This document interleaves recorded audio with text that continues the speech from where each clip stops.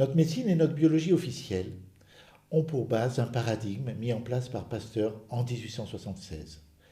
Selon ce paradigme, la maladie résulte d'une agression bactériologique ou virale ou bien d'une atteinte endogène par un processus cancéreux ou auto-immun. Les bases de ce paradigme n'ont jamais été vérifiées, démontrées, confirmées expérimentalement parlant. Et il suffit de s'intéresser au protocole utilisé par les anatomopathologistes pour examiner le vivant pour comprendre à quel point tout cela est contestable. En effet, lorsque le tissu vivant est prélevé pour faire une biopsie, il est dans un premier temps plongé dans un bain de formol, un bain qui doit pénétrer au cœur du tissu vivant. Ceci pour fixer, c'est-à-dire pour tuer en fait le vivant. Dans un deuxième temps, le tissu est déshydraté complètement. Il faut savoir que la vie, tout tissu vivant contient au moins 70% d'eau, et ce n'est pas n'importe quelle eau, c'est une eau qui est informée, qui est structurée en fonction de l'être originel sur lequel on a fait le prélèvement. Ensuite, le tissu est plongé dans un bain de toluène, l'équivalent du trichloréthylène, pour éliminer toutes les matières grasses. Ensuite, on fait une inclusion dans de la paraffine brûlante à 300-400 degrés. On laisse refroidir cette paraffine et ensuite on fait des coupes ultra fines avec un matériel qui s'appelle le microtome.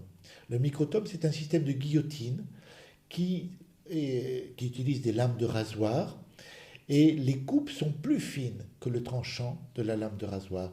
Et donc les coupes obtenues sont complètement froissées, fripées, dilacérées par des lames qui ne sont bien sûr pas changées chaque fois, donc qui sont plus ou moins éraillées. Et on les recueille dans un récipient rempli d'eau pour qu'elles puissent se défriper lentement. Et lorsqu'elles sont défripées, on les pêche avec une lame en verre. Et on les présente, on fait passer la lame en verre sur la flamme d'un bec benzène à 600-700 degrés, de façon à souder la coupe à l'intérieur du verre. Ensuite, on fait un bain dans du toluène à nouveau ou trichloréthylène pour éliminer la paraffine. On fait une réhydratation avec de l'eau distillée morte, qui n'a donc pas d'information vivante comme tout à l'heure. On fait un bain dans de l'acide pur et de l'acide très fort pur pour faire ce qu'on appelle un mordançage, c'est-à-dire créer des trous, des éraillures, des fissures sur lesquelles les colorants vont pouvoir s'accrocher. On colore, donc on met un colorant qui va s'accrocher dans ces éraillures, et ensuite on examine au microscope. Bon, il est clair que on est quand même relativement loin de ce qu'on peut appeler le vivant lorsqu'on en arrive là.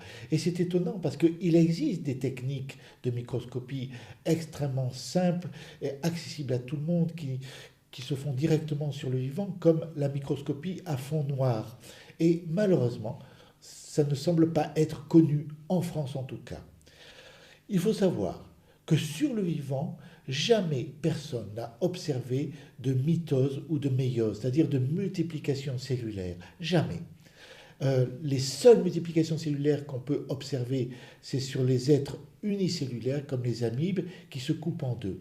Mais chez tous les êtres organisés, que ce soit des végétaux, des animaux, des êtres humains, il n'y a jamais ni mitose ni méiose. J'en veux pour preuve le fait que ça fait 2 siècles qu'on sait parfaitement qu'à l'intérieur des tubules séminifères des testicules, les cellules germinales qui théoriquement devraient donner 2 spermatozoïdes distincts, eh bien en fait, chaque cellule germinale fabrique simultanément entre 10 et 20 spermatozoïdes qu'elle libère une fois qu'ils sont prêts dans la lumière du tubule, et elle se remet à fabriquer de nouveaux spermatozoïdes ensuite.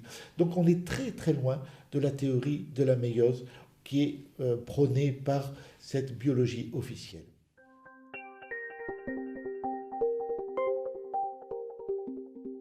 Alors, qu'en est-il en réalité du vivant? Eh bien, le professeur Béchamp, un contemporain de Pasteur, a pu démontrer à l'époque qu'il existe au cœur de tous les êtres vivants, quels qu'ils soient, des microcellules mesurant entre 30 et 60 nanomètres de diamètre. Et ces microcellules sont véritablement les ouvriers à la base de la vie. Il a pu démontrer en particulier que ces microcellules synthétisaient les enzymes ou zymases, ce qui fait qu'il les a baptisées microzymas. Qu'est-ce que c'est que les enzymes? Aujourd'hui, au XXIe siècle, on n'arrive toujours pas à comprendre comment ça fonctionne. Ce sont des substances chimiques capables de mettre en route des réactions chimiques très complexes qu'on pourrait obtenir dans des tubes à essai à l'aide d'acides ou d'alcalis effroyablement caustiques et à des températures de 6 à 700 degrés. Eh bien, les imases ou enzymes sont capables de mettre en place ces réactions chimiques à l'intérieur du vivant de façon extrêmement respectueuse et à des températures de 0 à 37 degrés. Ces microzymas, il y en a partout. Il n'existe pas un être vivant, où qu'il soit, qui n'ait pas de microzymas dans le noyau des cellules, à l'intérieur du cytoplasme cellulaire, dans le milieu extracellulaire. La membrane cellulaire est constituée par des microzymas juxtaposés. Elle n'a pas, en fait, c'est pas une structure autonome, indépendante, avec des protéines ou des lipides, comme on le fait croire. Le professeur Béchamp a pu démontrer que ces microzymas sont quasiment immortels. On les retrouve à l'état d'hibernation, dans de la craie ou du calcaire fossilisé qui a plus de 12 millions d'années. Et ils sont capables de se réactiver, par exemple dans les aquariums, et de redonner des coquillages qui ont 12 millions d'années d'une certaine manière. Et tous ces travaux de Béchamp ont été corroborés aujourd'hui par les géologues et les biologistes modernes, et ils les ont baptisés nanobes ou nanobactéries. Et en particulier, je pense au professeur Olavi Cajander, à Madame Virginia Miller, au professeur Robert Folk ou au professeur Philippa Owens. Cette dernière a pu mettre en évidence, grâce à la microscopie électronique qui permet d'obtenir des grossissements bien plus importants, qu'il y a à l'intérieur de chaque microzyma, au cœur de chaque microzyma, un cristal de silicium. Ça permet de comprendre que la plupart des informations génétiques héréditaires sont très probablement inscrites sur ce cristal de silicium à la manière des informations inscrites sur les clés USB de nos ordinateurs. Donc c'est complètement renversant par rapport à nos croyances et à nos théories ou nos hypothèses officielles d'aujourd'hui. Dans ce cas, l'ADN et l'ARN ne seraient plus que les chaînes de montage de nos métabolites propres. Mais déjà à l'époque de Pasteur, donc à l'époque de Béchamp, Béchamp avait pu démontrer que c'est dans les microzymas et nulle part ailleurs qu'ont lieu les combustions et la respiration cellulaire qui sont indispensables à la vie. Après la mort de notre corps physique, ces mêmes microzymas vont se charger de le démonter et de redistribuer la matière azotée dans l'humus pour permettre le recyclage et la poursuite de la vie sur la planète. Et donc ça, c'est extrêmement important. Ce sont nos microzymas qui bâtissent notre squelette microscopique, qui est le tissu conjonctif, qui consiste en une espèce de trame de fibres collagènes et de fibres élastiques.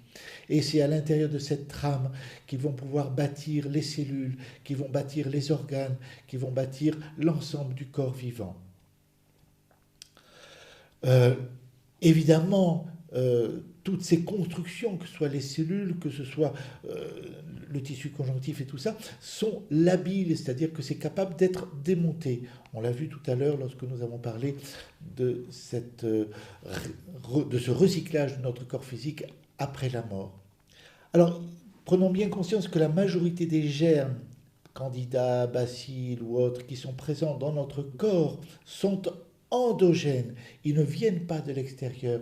Et si par hasard des germes viennent de l'extérieur et pénètrent dans notre organisme, ils vont pouvoir éventuellement transmettre une information, mais ils ne vont pas s'y multiplier, ils ne vont pas y rester, ils savent qu'ils ne sont pas chez eux. Et ça, c'est important.